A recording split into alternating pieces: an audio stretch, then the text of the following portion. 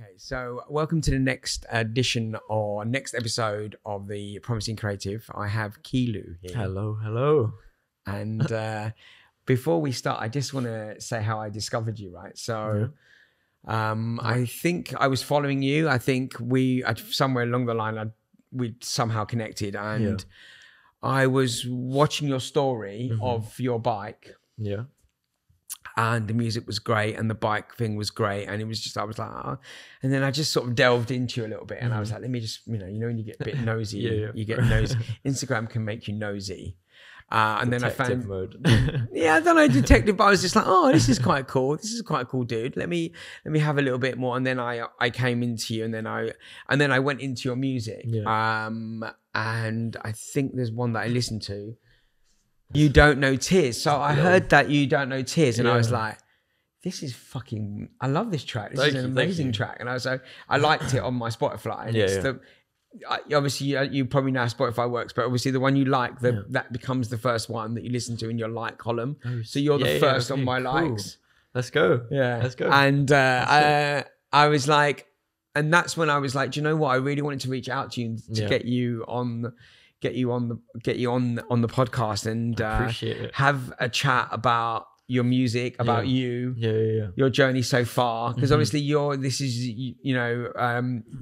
just starting off. Yeah, I'm just starting. Literally. So thank you for coming on. Of course. And I guess I want to ask you, the first question I want to ask you is like, just tell us a little bit about your background. I know that you're bilingual, and I've looked into a few more things about yourself. But why don't you tell us a bit more about yourself? Okay, I mean, my name's Kilu. My actual name is Lucas. The way it came about for Kilu is that whole bilingual thing. So I'm like, I speak French. I'm not French, but I speak it. I'll let you know how I speak it. But Kilu came from Luki. I get called Luki all the time. And in French, there's this type of slang where you flip syllables. So instead of saying thank you, you'd say you thank in French, obviously. So I did it to Luki and it became Kilu. But so I went to French school my whole life. I think it was my mum. She just wanted me to speak another language. That was in the UK? Yeah, in the UK. Okay. So we went to like this primary school in Kentish Town. And that's where I grew up with all my best mates now. And one of them in particular is like the person that got me into music. I'll talk more about him later because he's like the reason I do this. But so I did my whole like education in like the French system. No idea what was going on because everyone was talking French, but you learn it. And then I moved to France for like 4 years, and that's where I fully learned how to speak French. Then I came back and then started music a year and a half ago, and it's been great. So tell me a bit about your journey so far with music. Yeah. And are you writing all your own music? Yeah. So music came about after like a huge, you know how it is when you're kind of in that situation in life where you're just lost. You just don't know what you're doing. So I was at uni and I hated it. I just hated I liked the course, but I hated like the tutors. They had some sort of grudge. That's my theory. But it was like coming out of uni, huge low. And then my circle of friends, they're all musicians, artists. So I look up to them. I always went to their events. And then I was like, one day, you know what? I kind of want to do this myself. Went home. I bought my mate's old equipment and just started writing songs as like a therapy type thing, like diary entries. I'd never written diaries. I never sang even before.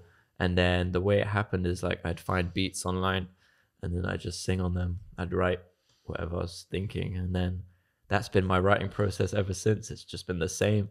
It's been what I'm feeling, all the experiences that I've had and that I'm having. And then just translate it into melodies and make it sound all right. So, and you're playing is there any particular instrument that you? Yeah. So it's cool. Like, I don't know. I had a switch where like music just became the thing that I wanted to do. And then I just started playing guitar. Guitar is like my main instrument now. It's been a year and a bit that I've been learning. And I finally brought it on stage, doing like half a live set with a live instrument. And it's really, really like, really, really fun. And how do you learn the guitar? I just learn it at home. just watch videos and just play sounds that I like hearing, and then just put them together, and then you just do it repetition. I play like guitar, I'd say like almost literally every day, at least 3 hours. It's always just part of like when I'm home, I just have the guitar in my hand. And then sometimes I play a bit of piano now. I'm trying to get into the whole keyboard side of things, but yeah. And are you, so, and you're just recording stuff? You're just Yeah. putting it down? So I'm just recording at home. Now I've obviously like started getting sessions with some really cool producers. And so like that track, You Don't Know Tears, was actually co-produced with my mate Jogo. He's really cool. He's an artist as well. But he decided to help me on a few tracks, and then this EP that I'm putting out next month has got like half produced by him and half produced by me, because I've been exploring producing as well. Like I stopped getting beats online, and I've started really like taking into account like the whole instrumental side, because that really like it excites me, the whole instrumental side now. Yeah. Amazing. So how do you survive? Like when How do you're I survive? like how does that work when you're still trying to break through, and you obviously spending 3 hours on your guitar a day, and you've obviously still got to earn a living, you've got to live, you've got to survive. So what does that look like for you? So I think the way I started, I somehow like did really well financially. While I was at uni, I was doing a lot of investing, I can't lie, and then that helped me survive like the bulk of the last year. Just on savings. I like stopped doing it, and then I was just doing savings and then just playing music, and I was also doing like a laboring job. So all these savings helped me a lot initially, like just fully delve into music. But then obviously savings run out, and now I'm back on the grind, the work grind. So I got a part-time at a cinema. I work at Hackney Picture House. Nice. You should come and get some free tickets. That sounds perfect. I'll make sure I'll send you a text and I want to come down. So you're working, surviving, because that's what it is, isn't it? It's the finding the passion to be able to do what you love and be able to earn money at the same time so you can live. And you said you live in Hackney. I feel like you just got to make it work. I'm like fully blessed. I got to move back at my parents' house, so it's like the savings aren't going to rent, especially with this time of this climate with the cost of living and all that. But so I'm really blessed. I fully love my family. And if I was to sort of say to you, you know, what are your inspirations musically? Like who would you say are the people that, because I think I read that, you know, you were listening to the people your dad was, and, you know, that's kind of giving you the inspiration. And who would you say now that you're currently... Now that I'm on it, I'd fully back my best mate who goes by Foe, Dubious Foe. He's the guy that got me into music, and his music got me through uni, I'd say. So I'd inspire most of my creative process through him. And then obviously there's other artists that inspire me sonically, like the sound wise. I'd say like Montel Fish, Bakar, Paolo Nutini, some old classics. Radiohead is a huge one. Coldplay. I don't know. It's got that alternative sound spice. Because I think that comes out in your music as well. Actually, when I listen to it, I'm like, okay, I get that. Like, because when I listen to that song, you wouldn't have thought it was written by. It sounded above your years, without that sounding condescending. Like, no, I've been told when I was writing that. It was a bit above, and I was like, okay, like if I'd listened to that song, I wouldn't have thought that was written by someone that was, 22 or 21 or of a younger age. And I was like, okay, that's really cool. And I think that's why it feels like you're ahead of your years in the way you're creating your music. I mean, maybe that's just me. Hopefully, people will go out and listen to your stuff. That's cool, because like when I was at when we were making that song, so like. This A&R reached out to me and wanted to set me up with Jogo to get a session in. And then we started writing, and he was like, when I wrote that line, he was like, you have some old soul just living in a young man's body. I was like, okay. But yeah, it's fully, thank you. That's it. How do you find that, do you ever find, because it's really difficult, you know, when you're trying to find a process and you're trying to go somewhere with your music, and then obviously you have to go to work, you can't give it the time it needs and deserves. How do you cope with that mentally? Like, what is that? I feel like the way music works, it's crazy to think, but I think of like this higher like power type of thing. But when the time is right, it just happens. It comes out. You just write in the moment, and then it's sorted. And then later on, you can kind of edit it. But generally speaking, like a lot of the music I usually make it on the spot, and then that's it. I don't touch anymore. With You Don't Know Tears, I was doing it with someone else, so they have their input. So you work on it. But most of the time, like work is where I get my inspiration. I worked as a delivery driver when I was doing the music in my bedroom when I was starting out. And I remember just like, you don't speak to anyone all day. You're just delivering food on a moped. And then I just have music playing constantly, just different beats. And I just make music while I was doing my work. So you make it on the spot. You come up with inspiration. And then when you get home, that's when you grind it out and you get it laid down. So work is like, it's not an obstacle. If anything, it's like a tool to like get you more motivated for when you're done with work to get it sorted. Yeah. It's a really nice way of thinking of it. Basically, it helps tick the boxes that you need. Yeah. Gives you money, you get a bit of peace and quiet, and 100%. Allows you to think about what you want to do and what you want to create. Yeah. So where do you see your career progressing towards and going to, where do you see it being? I mean, when I started out and I started really thinking about music being my career, like my first initial goal was to have music playing in the movies, in cinema, and then going on the red carpets, meeting all the actors. That was my goal. And now that I started performing, I realized how much I love performing. And just trying to become the best performer, one of the top performers in the world. And then also album wise, I'm trying to get it so that my first album is like of the quality of like Radiohead's album In Rainbows or Coldplay's Parachutes album. So it's crazy because I've only started a year ago and I've seen the progress, and like to me, I'm nowhere near where I want to be in terms of album quality. So for now, it's just going to be songs and EPs. But that's what I strive for like a polished album and a great time performing. That's what I want to do. Yeah. When you create a song, you say you just don't touch it again, and you just literally off it goes down to get produced or to go out live, and then you go on to the next one. Yeah. Is it? Do you think to yourself, today I'm going to sit down and write a song about X, or is it just quite naturally always just coming out? It's fully like that. It's you can't force it. You can't force the creative process. It's actually like when you force it, it turns out cringe. That's why I think my writing is very cringe when I force it. So those are really never getting released. But otherwise, it just comes and goes. It comes in waves, the creative process, and you can't be hard on yourself when it's not there. You got to focus your energies on other things like marketing yourself or building your audience or just taking a new art into account, maybe like film or photography. I don't know, just if you're creative, if you're doing music, it means you're creative. So you're bound to be able to express yourself in other ways. And if you're at that time where you're not able to make music, it just means it's not the right time, energy-wise, you know? You've got to spread your energies out. Okay, I like that. Yeah. And so you said there about marketing yourself and promoting yourself.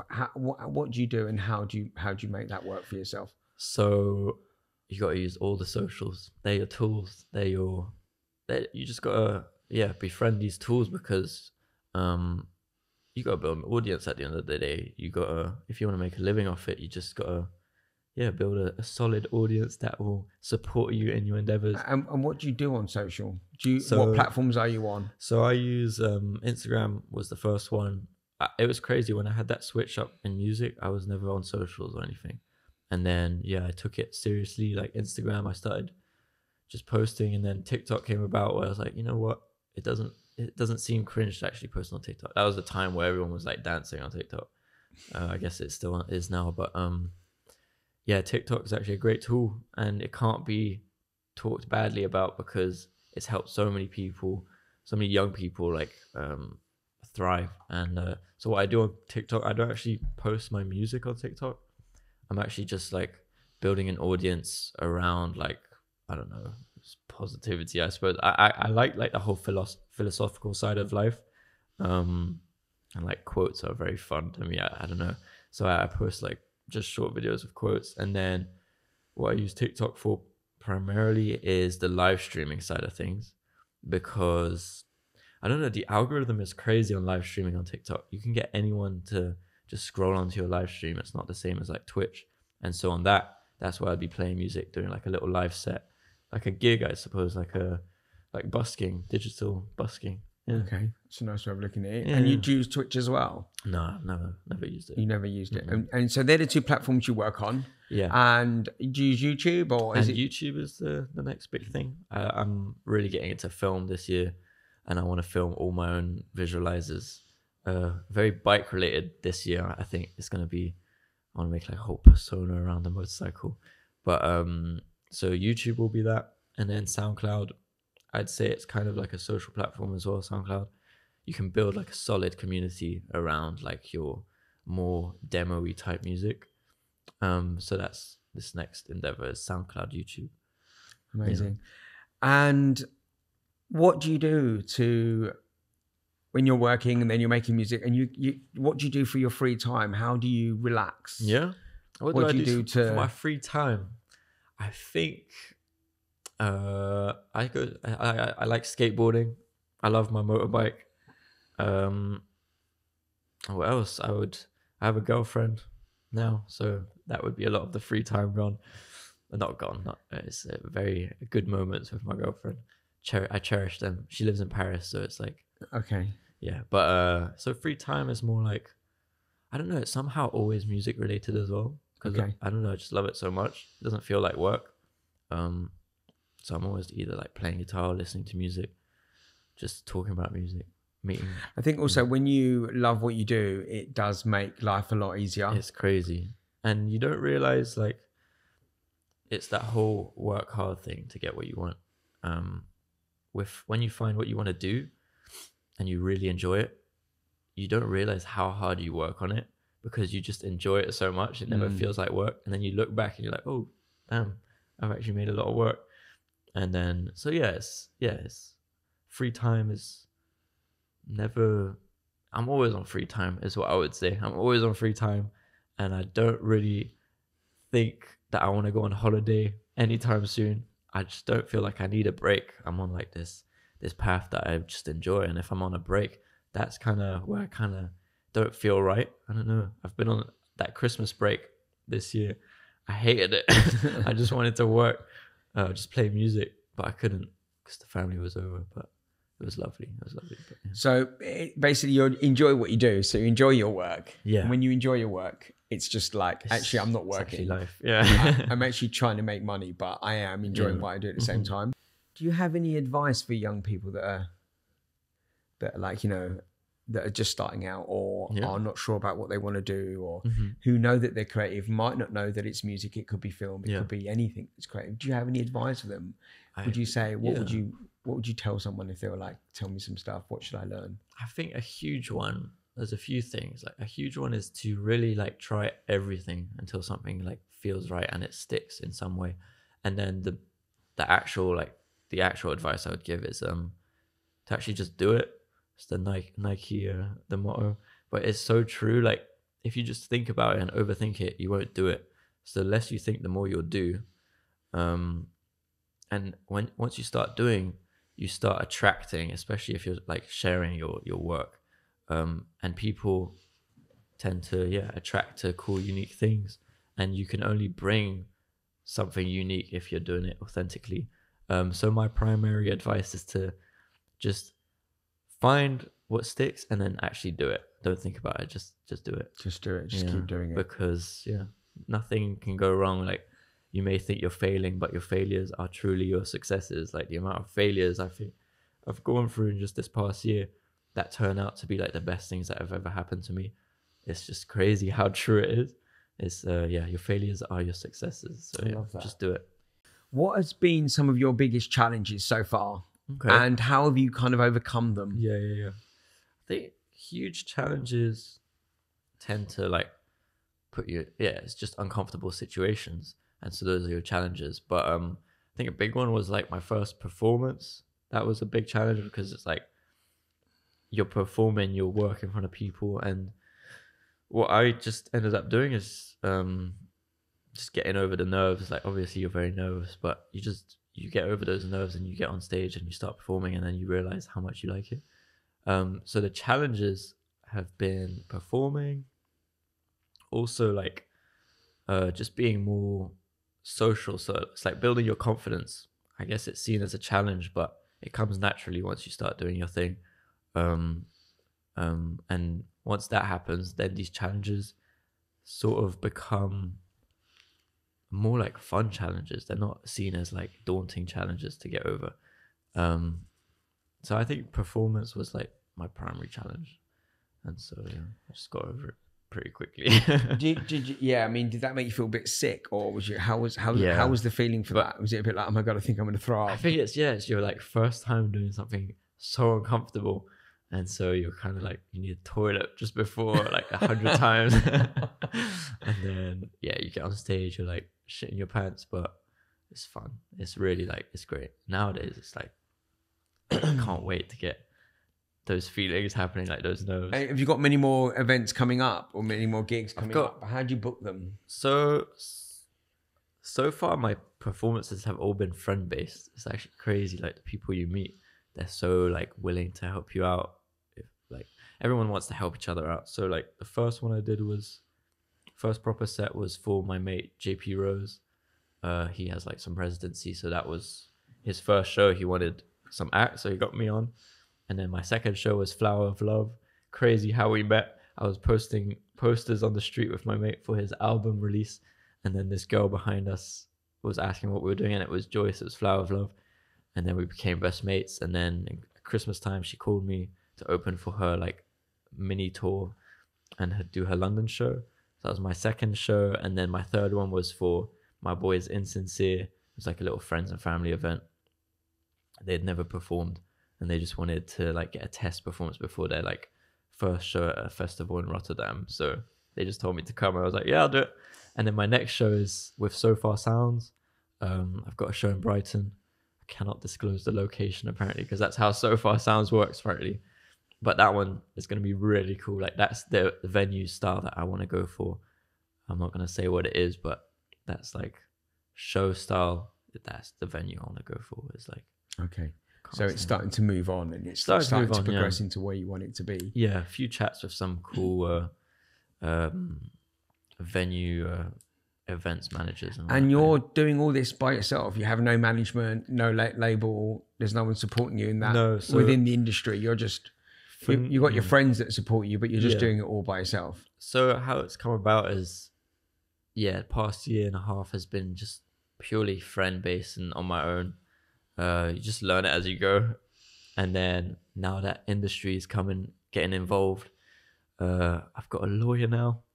He's really cool. He's like solid part of my team. Like I know that he'll be on my team for forever. So shout out Benny.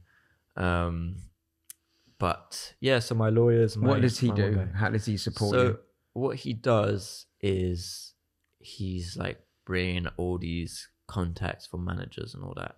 So we're in lots of chats with loads of managers. Because at the first with Benny, I was like, I don't know if it's the right time for a manager.